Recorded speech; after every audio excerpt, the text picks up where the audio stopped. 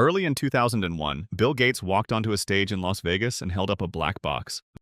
The richest man in the world, the software king who had never sold a single thing you plugged into a television, stood in front of the cameras and told the room that this machine was the future of video games.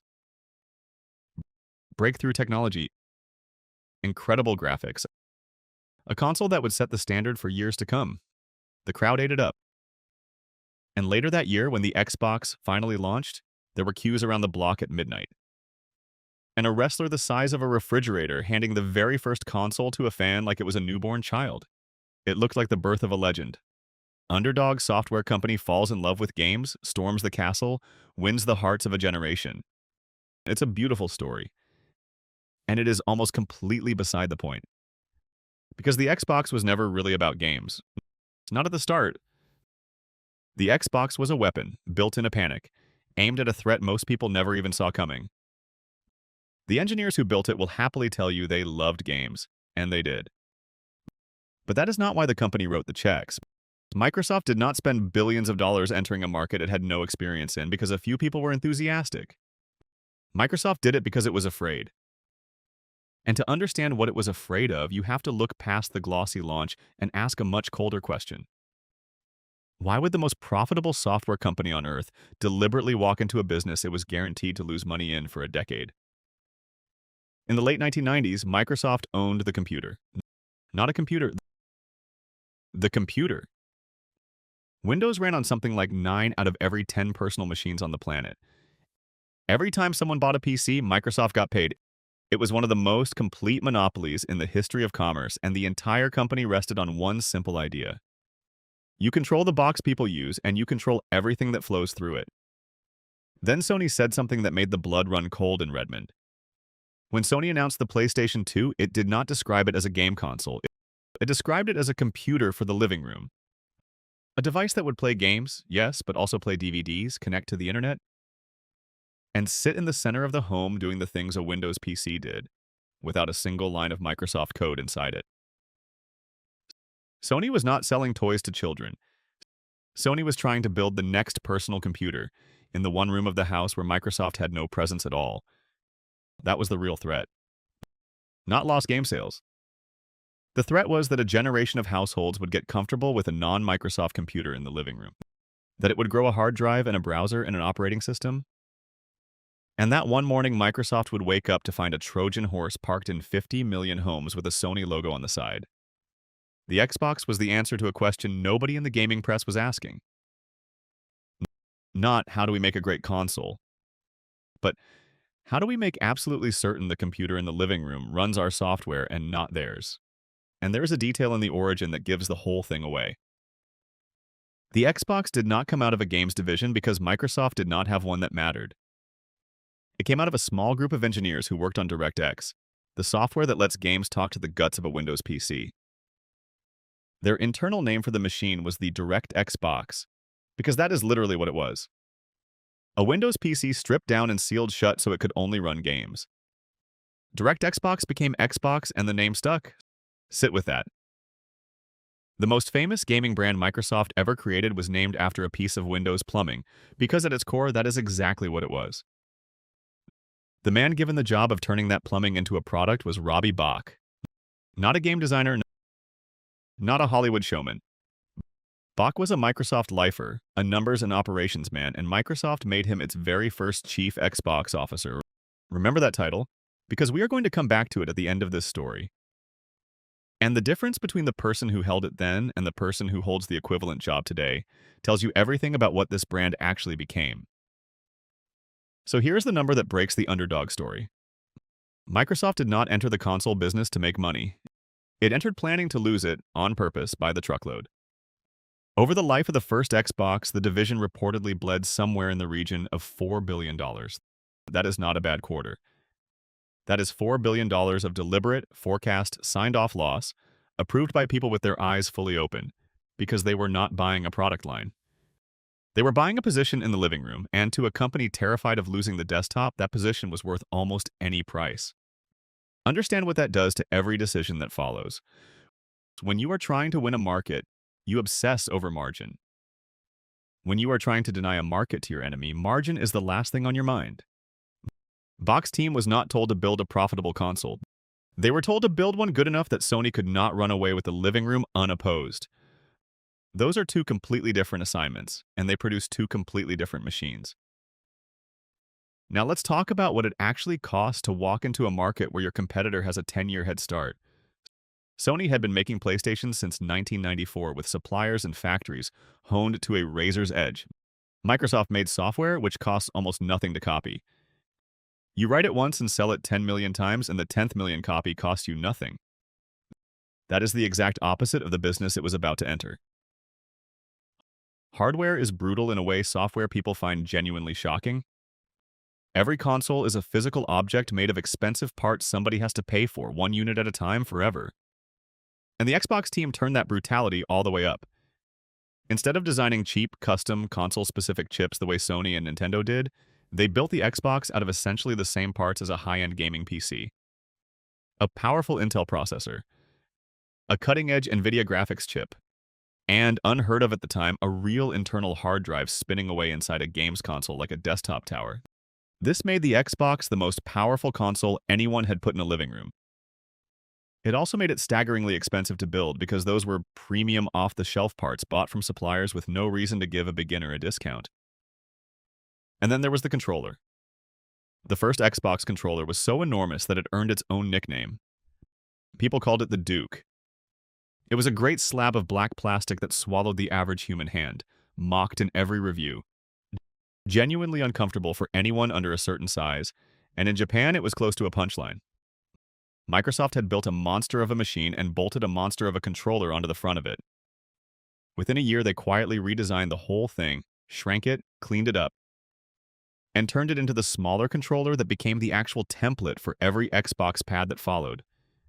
That is the origin of one of the most iconic controllers in gaming.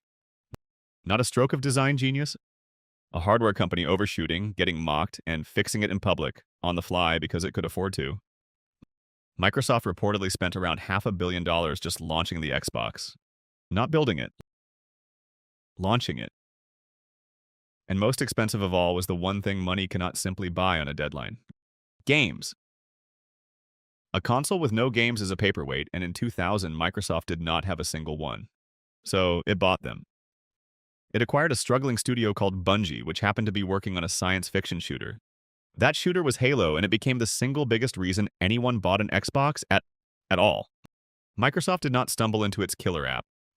It went shopping for one, wrote a check, and pointed the result at its own launch date. Which brings us to the engine. Because if you are losing money on every console, you cannot be in the console business at all. You have to be in some other business. The console merely unlocks. And this is the trick the entire modern games industry runs on, the one Microsoft understood better than almost anyone. Because it is the same trick Microsoft's whole empire was built on. You do not sell the machine. You sell everything the machine forces people to keep buying afterward. Every time a game is sold for the Xbox, Microsoft gets paid. Not just for its own games, for everyone's. When a publisher wants to release a game on the Xbox, they pay Microsoft a royalty on every single copy, a toll baked into the cost of every disc. Microsoft controls the platform, so Microsoft sets the toll and collects it on the back of everyone else's creativity and everyone else's marketing budget. That is the razor and the blades. The console is the razor, sold at a loss to get it into your home. The games are the blades, sold forever at a profit, and the best part is you do not even have to make most of the blades yourself. Notice how well this suits the company doing it. A game publisher lives or dies on hits. The platform owner does not have to pick winners because it gets paid on every game, the hits and the flops alike. Microsoft did not have to be the best game maker in the world. It only had to own the road every game maker had to drive down. That is the exact same shape as Windows. Never the best software, just the operating system all the other software had to run on. The Xbox took the most profitable idea in the company's history, the toll booth, and quietly installed it in the living room. But Microsoft went one step further, and this is where the whole insane bet reveals its true shape. Remember that hard drive. Remember the internet connection. In 2002, Microsoft launched Xbox Live, an online service you paid for, month after month, year after year, to play against other people over the internet. For a lot of people, this was the first time gaming stopped being something you did alone or on a couch with a friend. and became something you did against strangers on the other side of the country. With voices in your ears and a party of friends who were never in the same room. Xbox Live turned multiplayer from a feature into a place you paid rent to stay in. And that hard drive and that network port, the expensive parts that made the console bleed money, were the exact parts that made a recurring revenue stream possible. Think about what that does to the math. A console sale is a one-time event and a loss. A game royalty is a repeating event, small but frequent. But a subscription is the holy grail, the thing Microsoft understood in its bones from decades of selling software licenses. A subscription is a customer who pays you every month whether they buy a new game or not, whether they even turn the machine on or not. Sony sold you a device. Microsoft sold you a device at a loss so it could sell you a membership for the rest of your gaming life. And decades later, that idea reached its final form, and it is called Game Pass. For one monthly fee, you do not buy games at all anymore. You rent access to a whole library of them, 100 at a time, new ones appearing, old ones leaving, the way a streaming service works for film. This is the endgame of everything the Xbox was built to do. It is not about selling you a disc. It is not even about the toll on someone else's disc. It is about you paying every single month, forever, for the right to play it all. Microsoft spent 20 years teaching the living room to accept a subscription, and Game Pass is the bill arriving. The razor was never the point. The membership was always the point. Now, if all of this were simple, everyone would do it, and everyone would win. They do not. Because this business is a minefield, and it is a minefield precisely for the companies that do everything right. The first trap is the one that nearly killed the golden generation. The successor console, the Xbox 360, was the machine that finally got the whole strategy humming. It launched a full year ahead of Sony's PlayStation 3. It was the console every strategy chased for the rest of the decade, and for a while Microsoft was actually winning. And then it started dying. Consoles were failing in enormous numbers, overheating, throwing up a ring of red lights that became infamous as the Red Ring of Death. Microsoft had to stand up, admit it, extend the warranty on every machine, and eat a charge of over $1 billion to fix a mistake baked into the metal. And here is why that trap is so much worse than it looks. A software bug you patch overnight and nobody remembers by Friday. A hardware fault is already sitting in millions of homes, soldered in place, impossible to recall quietly. When Microsoft ate that billion-dollar charge, it was not paying to fix a mistake once. It was paying to fix the same mistake millions of separate times, in millions of separate living rooms all at once, with no way to choose which ones. In software, a mistake costs you a night. In hardware, a mistake ships and then it multiplies. The second trap is subtler, and it caught Microsoft badly with the console after that. When you sell the machine at a loss, you are betting the blades pay back the razor before the losses drown you. And you are handing your competitor a loaded gun aimed at your own head. The Xbox One arrived confused, more expensive than the PlayStation it was fighting, wrapped in restrictions customers hated, and Sony simply walked the generation. Microsoft had the deep pockets to survive it, but survival is not the same as winning, and for years the Xbox brand looked like it was drifting. The lesson is old and merciless. Being rich enough to absorb a mistake does not stop the mistake from happening. It only stops it from being fatal. The third trap is the one that reframes the entire thing. The scoreboard you are playing on might not be the scoreboard that matters. The original Xbox lost its generation badly. Sony sold well over 150 million PlayStation 2s. Microsoft sold a fraction of that. By the only scoreboard a normal business respects, units and profit, the first Xbox was a defeat. And yet it won the actual war, the one it was built to fight. Sony did not take the living room. Windows survived. And Microsoft was now a permanent, credible presence in the room it had feared losing. With a brand people recognized and a subscription business, it would compound for the next 20 years. An operator measuring the first Xbox purely on profit would have shut it down as a failure. The people who understood why it existed knew it had already succeeded, years before it turned a cent. The trap that kills good operators is measuring the right execution against the wrong goal. So, how does this end? There are two versions, and Microsoft has lived through both. In the version that works, the losses are tuition. You pay billions to learn a business you had no right to be in. You use a bottomless balance sheet to survive the years a normal company would collapse. and you emerge with a platform, a brand, and a subscription machine that eventually justifies every dollar you burned. That is the arc from the 360 to the machine on shelves today, the Xbox Series X, the most powerful console Microsoft has ever built. Sold into a world where the hardware almost does not matter anymore, because the real product is the membership that runs on it and on your phone and on any screen you own. And it is why Microsoft, having learned that the blades are worth more than any razor could cost, went on a spending spree of a scale the industry had never seen, buying the makers of some of the biggest games alive for tens of billions of dollars. It stopped renting the toll road. It started buying the towns. And in the version that does not work, you are almost everyone else who ever tried this. A company with real talent and a genuinely good machine, selling it at a loss, and the losses simply never turn around. You do not have a trillion-dollar empire funding the bleeding.